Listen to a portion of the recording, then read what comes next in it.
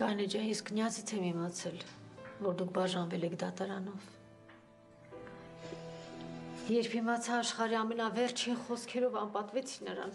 ջղայնացա վրան, բայց էլ ինչ, դուք արդեն ձեր որոշումը կայացրել էիք։ Ես մինչև վերջի պահը ձգում էի։ Չի ուզում այդ թղթի տակ ստորագրել։ Ինձ թվում էր, որ կնյազը ինչ-որ բան կասի,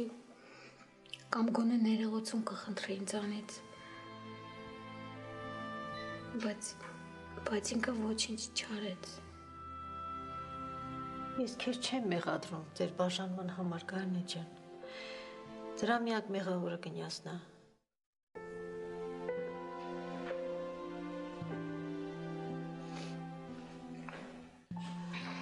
Մամ, մենք ուղղակի էլ չենք կարող միասին ապրել։ Ես միշտ փորձում էի կնյազին հասկանալ։ Նույնիսկ այն ժամանակ, երբ ինքը ինձ անտեսում էր։ Բայց դա էլ չօգնեց։ Կնյազը դեռ չի հասկանում, թե ինչ ա կորցրել։ Իսկ երբ կհասկանա, չափազանց ուշ կլինի արդեն։ Ես չի ուզում, որ ամեն ինչ սենց վերջաբան ունենար։ Ես հենց եկեղեցուց հարսի քողը գլխիս փախա կնյազի հետ, ու այդ պահին աշխարհի ամենաերջանիկ մարդն էի։ Ինքը իրավունք չուներ իմ հետ սենց վարվելու։ Ես պատրաստ էի համակերպվել թե նրա բնավորության, թե նրա անտարբերության հետ։ Բայց երբ ինքը ինձ մեղադրեց երեխայի կորստի մեջ, դրանով իսկ փշրեց մեր ապագայի բոլոր հույսերը։ Կանե ջան, ես միջև հիմա չեմ հասկանում, թե դա ոնց կատարվեց։ Ճիշտ է, կնյազը ծանր բնավորության դեր մարդ է, բայց նա շատ բարի սիրտ ունի։ Ես չեմ կարողանում հասկանալ, թե ինչը դրդեց նրան, որ այդպիսի ահավոր մեղադրանքներ քեզ ներկայացնի։ Ես չգիտեմ։ Միակ սփոփանքը նա է, որ գոնե հիմա այդպես չի մտածում։ Որտեղից դա գիտես։ Մենք հանդիպել էինք։ Ինձ պետք էր, որ ինքը դա ինձ ասի։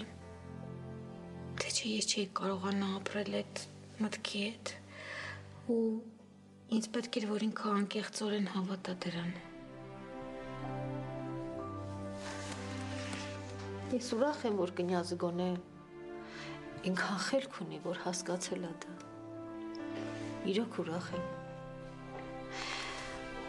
Նաև շատ շնորհակալ եմ քեզանից, Կանե ջան, որ եկել ես ինձ տեսակցելու։ Երևի այս վերջին մի քանի ամսում սա ամենաերջանիկ օրն է իմ կյանքում։ Չես պատկերացնի, թե այս տունը ոնց ա դատարկվել առանց ձեզ։ Որ մտնում եմ ձեր ննջարանները։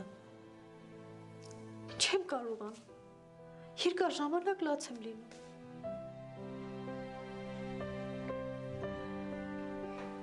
Դու հրաշալի կին ես։ Երբ ես ձեր տանն էի ապրում, քեզ որպես մայր էի ընդունում։ Դրա համար էլ մինչև հիմա ինքնաբերաբար մամա եմ ասում։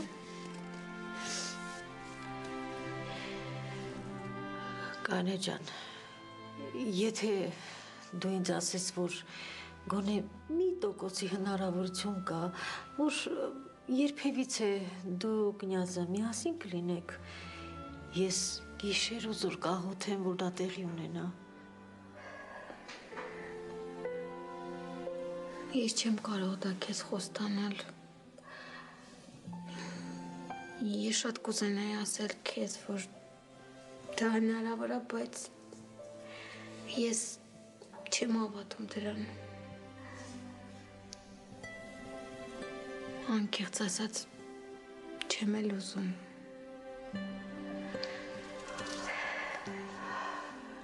Ես ու կնյազը օտար մարդիկ ենք իրար։ Ու երևի թե միշտ էլ այդպես ա եղել, ուղղակի ես համառորեն չի ուզում դրան հավատալ։ Ես քեզ չեմ մեղադրում, Կարինե ջան։ Բոլորովին չեմ մեղադրում։ Քո փոխարեն որ ուրիշ կին լիներ, երևի նույն ձևով կվարվեր ավելի վատ։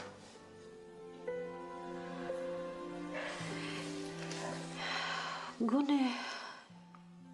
հիմա ո՞նց ես, Կարինե ջան, առողջական վիճակդ կարգավորվել է, հա։ Դե ոչինչ, համեմատաբար լավ եմ արդեն, իսկ լիպոն ոնց ա, դեպրեսիայից դուրս եկավ։ Լիպոն լրիվ կորցրել է իրան, ուրիշ մարդ ա դառել։ Հարբեցող ա դառել, Կարինե ջան, փորձում է իր ավիշտը օղու մեջ թաղի, ու ես հույս չունեմ, թե նա երբևիցե կկարողանա այդ վիճակից դուրս գա, թե չէ։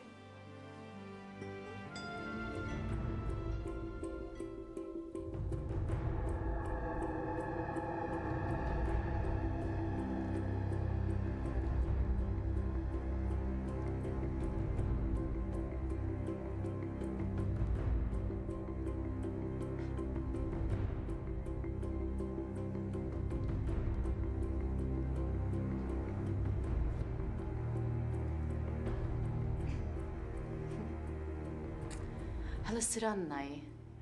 հեռախոս անջատել է, որ ես իրան չզանգ տամ։ Էդ ինչա կնյազ, տենց շուտ հոգնեցիր ինձանից, հա? Բայց ոչինչ, ես շուտ հանձնվողներիս չեմ իմացին։ Զիտանը չի թողնում, որ մեկ-մեկ գնամ երեխում տեսնեմ, կարոտս առնեմ։ Չնայած դրա հեղինակը Զիտան չէ, այլ նրա մայրը։ Մամ ջան, ես կարող եմ Զիտայի հետ խոսել, որ գոնե թողնե երեխուն տեսնես։ Հայ չէ, Կարինե ջան, գործ չունես։ Հիմա Ռոզան հարցակվելու է քեզ վրա։ Թող մի քիչ ժամանակ անցնի, ես այդ հարցը կկարգավորեմ։ Նրանք իրավունք չունեն երեխին մեզնից կտրելու։ Գնամ սոկ բերեմ, խմի, Կարինե ջան։ Չէ, մամ ջան, չեմ ուզում, հիմա գնում եմ։ Չէ, գնամ սառը սոկ բերեմ, խմի, թե չէ կնեղանամ, այ։ Լավ, կխմեմ։ Կարինե ջան, հեռախոսի պատասխանի Արմին պիտի զանգի։ Ասա հիմա կմոտենամ։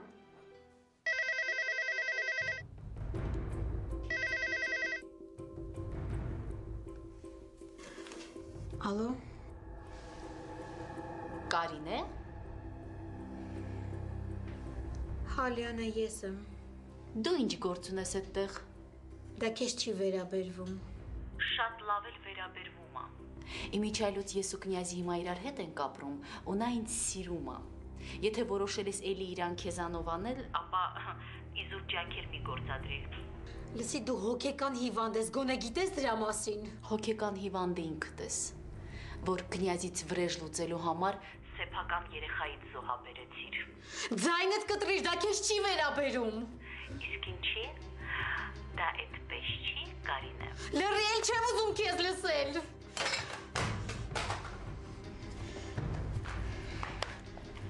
Կարինե ջան, հետո հետ էիր խոսում։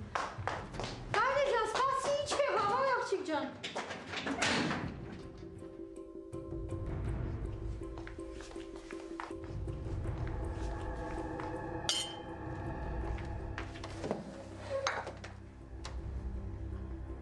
Ալո։